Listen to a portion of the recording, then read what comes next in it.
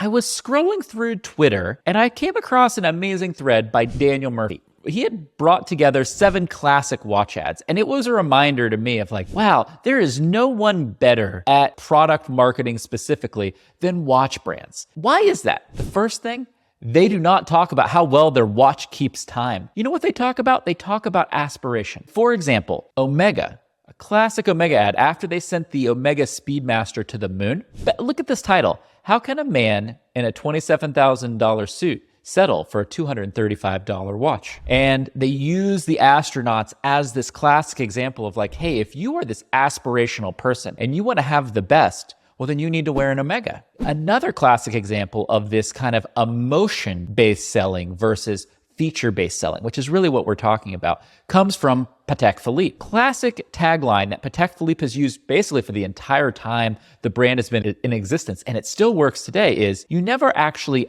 own a Patek Philippe. You merely look after it for the next generation. So it tells you everything in such a clear line of copy. It tells you, oh, wow, the quality of this is amazing. It's going to last for multiple generations. This is not some flashy watch that I think is going to look good this year. It's like, this is an heirloom. I think Patek Philippe only makes about 50,000 watches a year. It's not a lot of watches, but they're really, really, really expensive, nosebleed expensive. And so if you are going to own one of those watches, that's not something you're going to make a decision on a whim. You are going to think about and debate that decision for days, weeks, months, probably even years. Once you decide you're willing to pay that much money for something like a watch, then you have to pick what brand of watch you want. And that's what they're trying to do. They're trying to also elicit preference. And that's another great example of watch marketing. I'm looking here. Omega had a great ad at the 1980 Lake Placid Olympics where they pitted the friction between the US hockey team and the Russian hockey team, that famous game, as a way to show that, hey, we're partners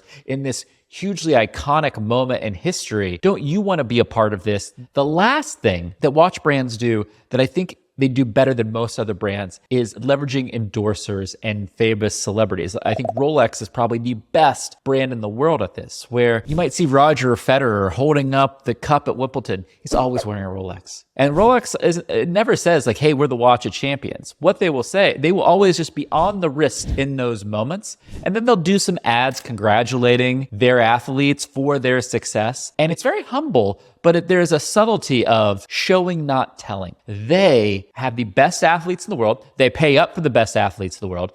And because of that, they're always associated with greatness, victory, being the best. And that brand association really sticks in to people's heads. And that is how you sell products in an emotional way versus a feature-driven way. You likely work at a company that is obsessed with how good their features are, how fast your product does something. Nobody cares. Nobody cares. What they care about is how does it make them feel? Does it make them cooler? Does it make it better at their job, more likely to get a promotion? All of those things. Humans are selfish people. And I say that in the best way possible. And these watch brands do a better job of playing into the human ego and playing into that selfish nature than most brands in the world. And so the next time you're thinking about your marketing strategy, I really encourage you to take just 30 minutes and go back and look at some of that classic watch marketing and use that as inspiration for the work that you're working on. And again, I want to thank Daniel Murphy on Twitter, again, at DMURR68 on Twitter, for creating this thread that just brought back the memories of all the great watch marketing that I had seen over the years.